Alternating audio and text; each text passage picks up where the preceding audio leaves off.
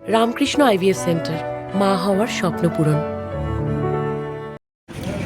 বুলবুলিতে গাড়ি চেকিং করার সময় একটা ছোট ব্লু কালারের গাড়ি আমরা চেকিং করি। চেকিং করার সময় গাড়ি থেকে 2,40,000-এর মতো ক্যাশ পাওয়া যায়।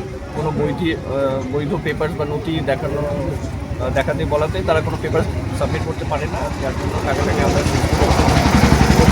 পাঠাচ্ছি। কখন হয়েছে এটা? সকাল 7:59। কোথা থেকে কোথায় যাচ্ছে? সুজাপুর থেকে হবিপুরে যাচ্ছে। কাগজপত্র দেখাতে পারেনি? কোনো কাগজপত্র এখনো দেখাতে পারেনি। কত টাকা? 2,40,000। কোথায় ধরেছেন? বুলবুল চন্ডী ডাকাতি। এখন কি করবেন? এটাকে ইলেকশন কমিশনের গাইডলাইন্স অনুসারে সিজ করে পুলিশ আছে এখানে, ওনারা সিজ করে সেটাকে উপরে